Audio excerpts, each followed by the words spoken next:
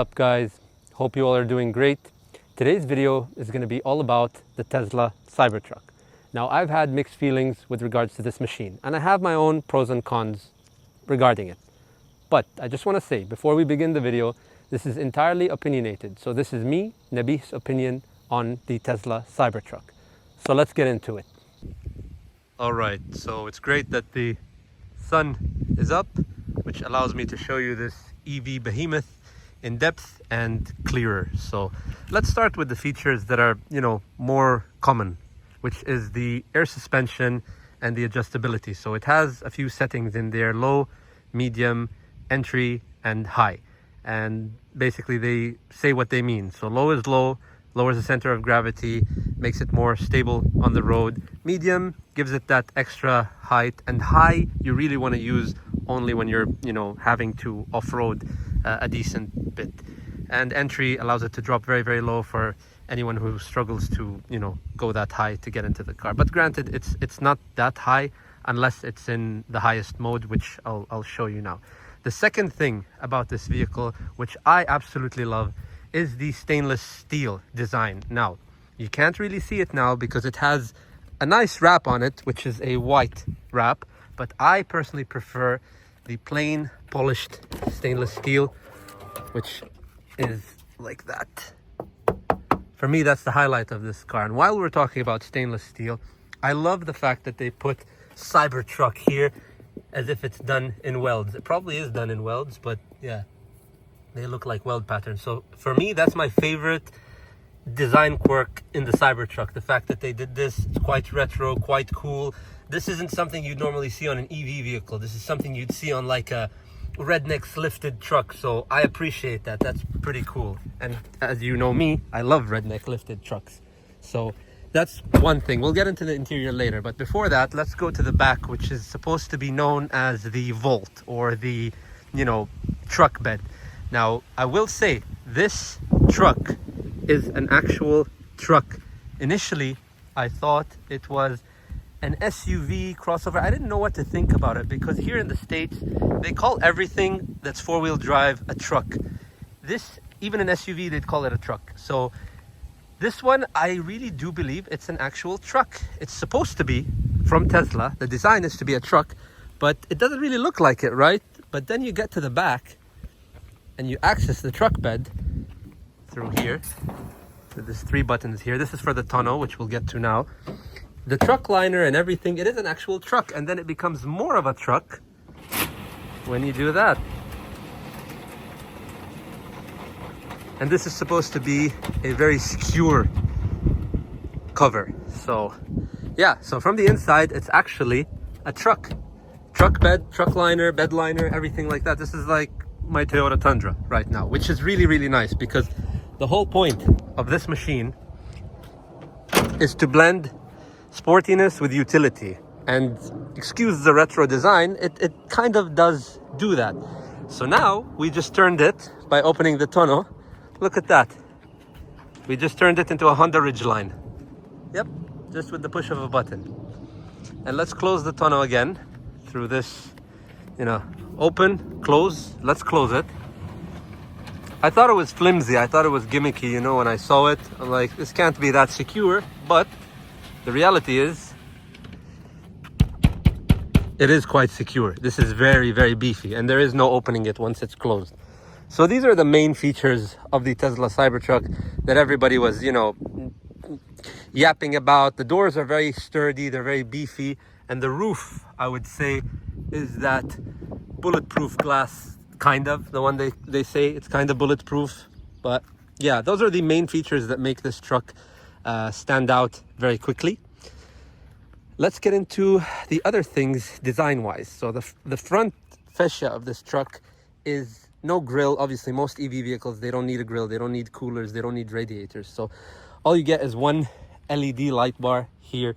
And I like it now, but I don't know if this is a timeless design. I don't know if this is a design we'll look at, 10, 20, 30 years from now and be like, wow, that was crazy. But I will say it's innovative. This design, this pointy tip right here, like, look at that. It looks like it looks like a child with autism designed this car, literally. Like, she just, sorry, no offense to Elon, but this does look like a drawing that some kid would do and just, you know, in 5 minutes and bring it to his teacher. So the fact that they actually actualized it and made it into a production vehicle, it looks incorrect, but it's attractive, it's hype, people love it, and yeah, it just seems to work. And again, it was supposed to be out in 2019 and you couldn't even get one of these things even in 2024. It was so hard. Even now, like, finding these is quite difficult. It's not like something you can just pull up and, you know, Google and just purchase on the spot. They're quite rare, they're quite demanded, I would say. And in California, you know, you would see all those influencers on with the Cybertruck and all that bullshit. None of them know anything about this truck, but still, it's just unique. This kind of tried in California to compete with the G-Wagon. You know how the G-Wagon became every soccer mom's car in LA? I feel like this is the EV version of that, even more so than the Hummer EV, which we thought would be the it car for California people, which would never see a day off-road. It would just be in the streets of Beverly Hills. So this is what that is, in my opinion. This is those cars that are purchased, like, nobody's going to drive these off-road, nobody's even going to try. It's just going to be a show car, and it's not like a Lamborghini or anything. It's just it's a show car because it's different. So the difference is what makes it unique and makes it desired. And the fact that it's EV, obviously people these days love to brag about being eco-friendly, so there you go. One thing I will say about these Goodyears is that the tread on them is not as aggressive as I thought, especially while driving them. And I do like this, whatever it's called, umbrella protective dish on there that you can install in this car and inflate and deflate the tires from within. But yeah, I want to show you guys the interior of this thing, which is the least part that I'm excited about. Before we get in there, look how big and massive the windscreen wiper is. It is huge. I don't know if you can see, but this is ridiculously large. I don't know if this is the largest on a production vehicle, but this is one of the largest that I've ever seen. To enter the car, obviously being a Tesla, you're always surveyed. So for people trying to vandalize Teslas or steal them, just know you're being recorded 24/7. So the interior of the Tesla Cybertruck, in my opinion, that is the least impressive part about this vehicle. It's nice, it's good, but Teslas are not really known for their interior. Again, it's different, it's retro. Some things like these, you know, arches over here, they try. They're lined with suede. It's pretty cool, it's pretty interesting. The leather is decent, I would say. But things like this, where the leather is, you know, easily, it's not the best quality of leather, I would say. And this rubber piece that just sits here, it's all right from my perspective. And looking at it here, these arches, by the way, are kind of obstructing when you drive the vehicle. But thankfully, when you're in the car, you have the option to have cameras all over, and you don't really need to rely on that all the time. But it is nice to always be able to look left and right where you're going, and those are quite obstructing. But hey, they chose safety, obviously, over, just trying to see perfectly field of vision. So another thing I like about it is the fact that you have a manual door option, not just this push button, but you can actually open the door manually. Getting into the back of it, I wouldn't say it has the most legroom, and it's not the most spacious for its size. Seeing how big this thing looks from the outside and how long, you'd think you have a bit more legroom. But for example, a Tundra Crewmax would have more legroom than this. But anyways, I do like the AC, the way you can kind of mess with it. I like that. You can really customize and put it exactly where you want it. You know, left, middle, for all three people that sit in the back. You have, you know, you're controlled here. Again, you can select your music, you can select your movie, your apps, whatever it is, your games. But these things are not what I care about. But the fact that they're there, you know, if you have kids or something, this can be quite entertaining. And yeah, that's what I'll say about the interior. The panoramic roof is great, but on a hot sunny day, consistently, it turns the Cybertruck into a cyber greenhouse, because it's it's quite hot today, and if the AC is not on it, we're cooking inside this truck. I will say, with regards to the leather, I noticed these are seat covers. So, you know, I might have been too harsh on the interior, but in general, Tesla interiors are not the greatest. That is just a fact.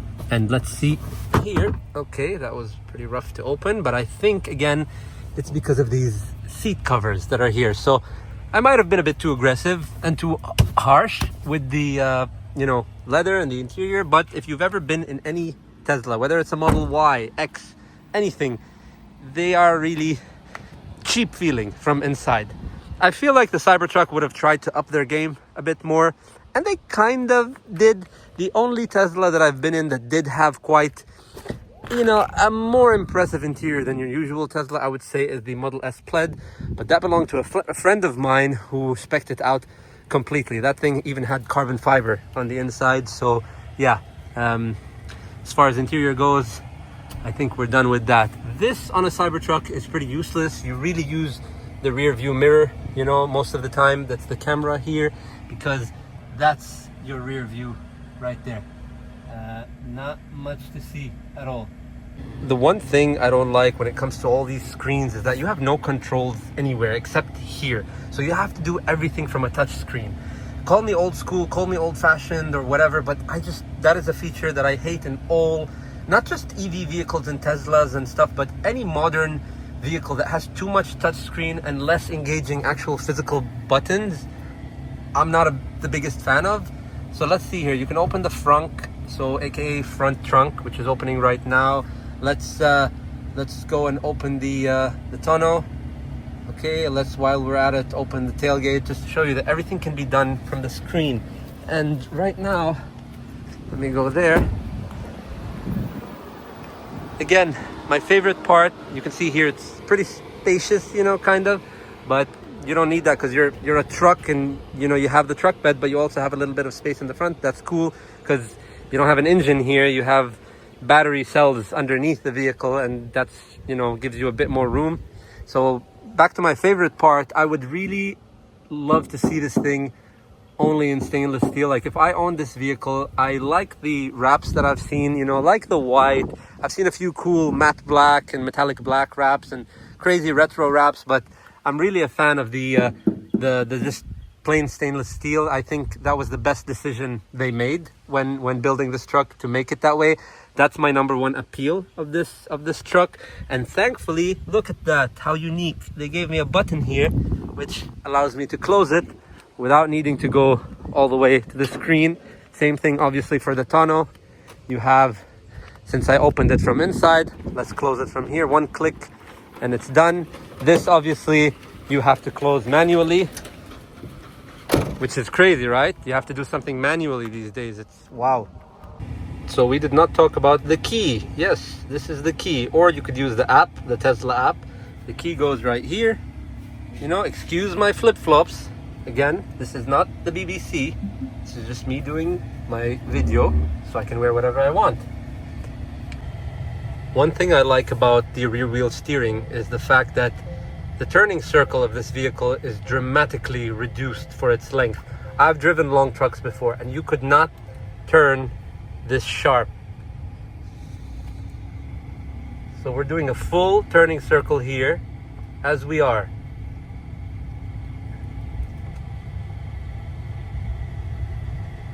This is pretty impressive. I don't know if you can see, but we're turning almost in the same place over and over and over again. So the turning circle is quite amazing. And while we're at it, I'm just gonna leave it like this, put it in park, open the door, and show you the rear wheels. So you see the front? The front are always the ones that are more aggressive in the turning. The rear, see how they're pointing? See that? They're pointing the opposite way of the front to give me that extra entry, let's say. Supercars, like the AMG GTR and all that stuff do that, but they obviously have much less angle, and they do it at pretty high speed. Another thing is, the screen here is a typical Tesla screen. You have the driving features, you have all that stuff. For just shits and giggles, I want to show you the height of this car when we put it in high mode. Let's do that now. Okay, it's raising.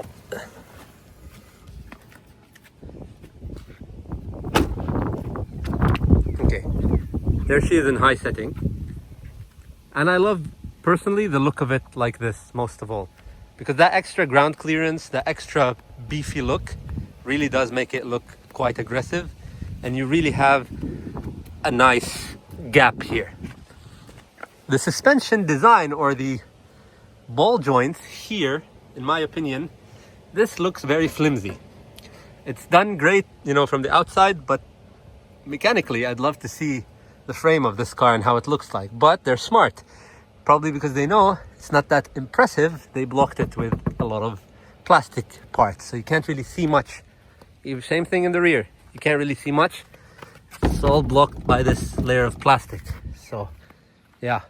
Again, underneath the truck, you can't see shit because of the skid pan. All of it's hidden. Whether that's for safety or whether they don't want you to see what is under there is a different story. Let's just show you, for example, how to put it in drive mode. You just put your foot on the brake, push it forward, and you're ready to go. You tap park, you're back in park, and then you want to reverse, same thing, you just put it backwards and you're ready to go back. You have an endless amount of controls for these vehicles, just like most Teslas. Also, you have the app, which I'm not really going to get into because for me, the video games and all that other options and things like that, they're the least amount of concern I have for a vehicle. So all this stuff to me is gimmicky. Does it make a difference for some buyers? Absolutely. For me, it does not. So the three main things I love about this truck, one being the fact that, you know, it's silent and I can get into it and just drive, you know, and not worry about waking up anybody or, you know, just, it's really quiet. That's one feature that I love. Two is the fact that I can just get in it immediately, put my foot on the brakes, put this in drive and just go. No need to wait and warm up an engine, no need to warm up, you know, oil and all that stuff. That's the same with all EV vehicles lately, not, you know, specific to the Cybertruck. The one thing I like about the Cybertruck, which is again not only specific to the Cybertruck, but most EV trucks like the Hummer EV and all that, is the power. The fact that you could just give it and it just goes. It's crazy. Another thing that I really like about this is the fact that I'm not hitting the brake right now and we are dramatically slowing down. The engine braking on the Cybertruck is quite heavy. So if you are driving this and you take your foot off the pedal, you feel like you've gently dabbed the brake. And that's a good thing for most people. One, because, you know, you don't go through brake pads like crazy. I don't know if they use like a curve system where you know, recycle that wasted energy to recharge the battery. I don't know if they do that, but that's something that I also like. And that's, you know, I think pretty distinct to the Cybertruck. It really has very, very strong electric motor braking, so you don't really need to use the brake. Once again, I'm on the throttle. We're doing right now, let's do 45, and once we hit 45, I'm gonna take my foot off the pedal and it's literally nothing. I'm not touching anything, and we are slowing down to a standstill. And while we're at it, another thing that I wanted to show you is, even though I didn't touch the brake, I can literally, well, I have to put the brake to put it in park, but even without it, if I, let's say, step out of the vehicle, it's still in drive, but the brakes are engaged right now. It's not going anywhere and it's not moving. And this is the same if it's downhill or uphill. And that's a nice safety feature to have, especially, you know, on an EV vehicle. But even if this had an engine in it, that's actually a safety feature to have, because what if somebody just, you know, forgets to do that?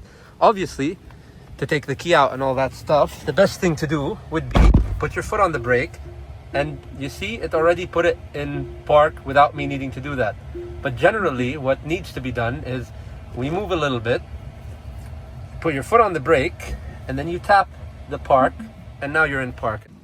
I would say that this truck and I have a love-hate relationship. I love certain things about it, but I also hate certain things about it. And I'm always going back and forth. Like even the design of the vehicle. I'm just like, you know what, it looks retro, it looks cool. And then I'm like, no, it looks like junk, I don't like it. And then I go back and I'm like, wow, you know, it's different, it's nice, it's unique. And also, you know, it does get a decent amount of attention on the road, and I don't give a shit about that. But I just, again, keep going back and forth with regards to everything, not just the design of the car, but the way it drives. Am I like, it's too quiet? And I'm like, no, it's good to be quiet. It's too soft. No, the suspension isn't that great. I don't like air suspension.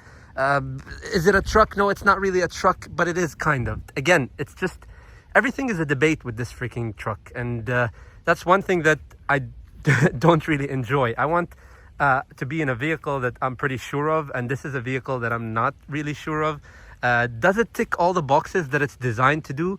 It really does, honestly. So for the way they advertise it, it actually does the job exactly the way they advertise it. And you know, all jokes aside about the autistic part, Elon did a pretty good job, I would say, with this truck. I mean, has to be, because you know what? Any person who's designing rockets to go to space and come back and things like that can definitely design an EV vehicle, and you have to give it to Tesla because they've, you know, pioneered the game of the EV vehicles before all the other manufacturers started to, you know, do a good job with it. Tesla has kind of been the OG. So for them to design this truck the way they did so fast, you kind of get why the demand was so high on it and the hype was so big. I will say that prices were ridiculous when they first, you know, were available on the market. Now things have gotten a bit better, but they still are pretty expensive. They're not your average, you know, price of truck.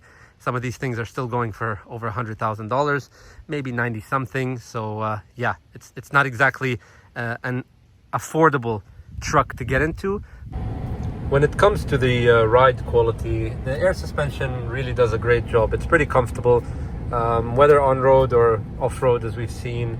The speed, the power is really good. The torque, obviously, of the electric motors is what gets you from 0 to 60 that quick, and you know, accelerates you that fast.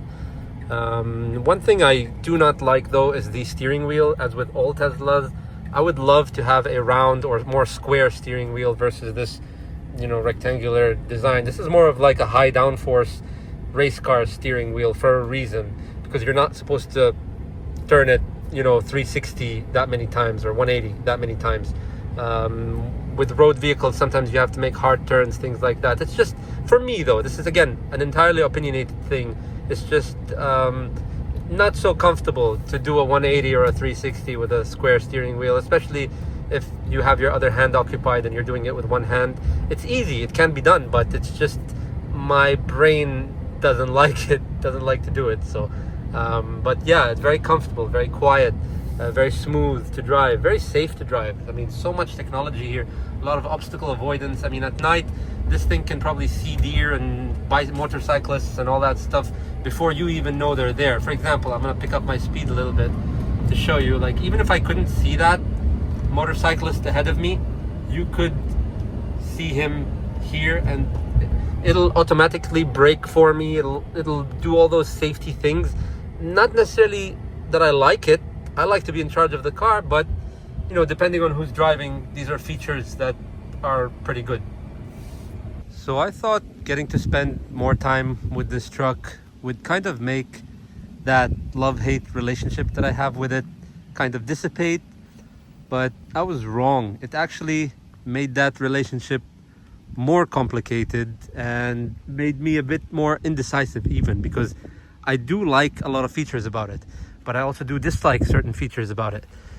Even with regards to the look, I still can't decide if it's really, really cool or if I just think it's, you know, absurd. So I can't make my mind up on that. Another thing is, for example, because it's an EV vehicle, right, which is an EV off-road truck technically.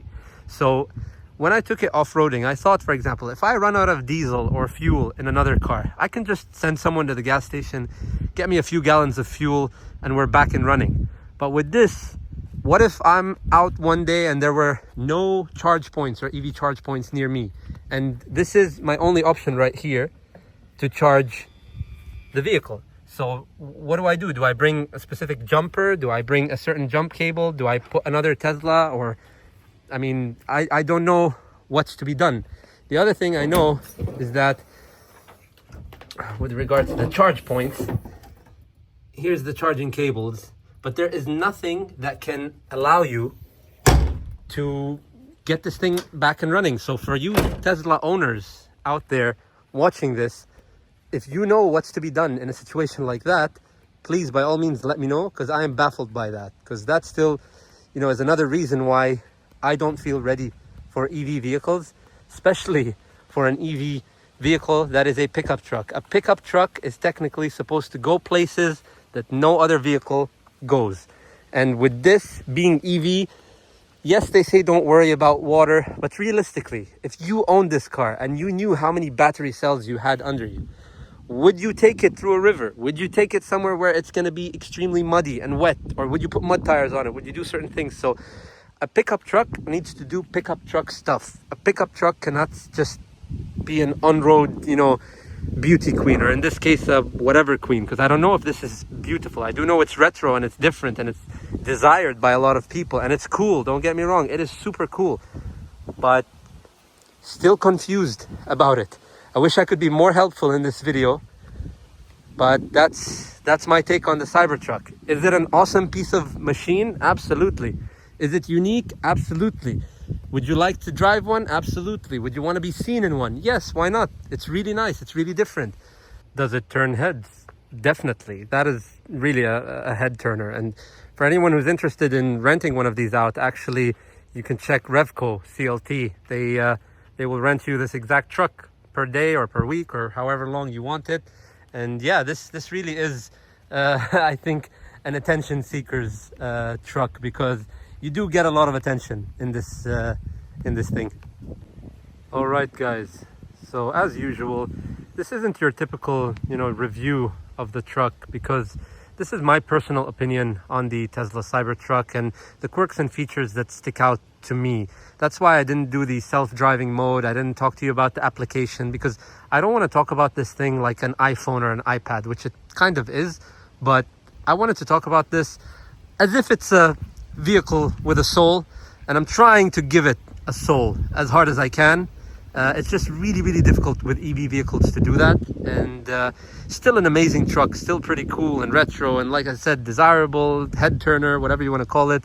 It's just that I still do have an interesting relationship with this truck, and I do generally with EV vehicles. Regardless though, I hope I was helpful in any way to anyone, you know, who's maybe interested in buying one, or like I said, possibly even renting one, and you know, seeing if they like it themselves. But yeah, all in all, guys, I hope you enjoyed the video, and as always, I will see you guys next time. Ciao. All right, so as I'm low on battery now, I'm gonna charge it. Thankfully I have an extension cord. Gonna leave it on the charger for a little bit, and I'll go from there. This is very funny. All right, let's go. Take you all the way. All right.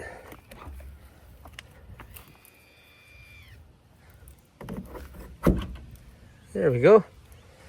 And we are charging.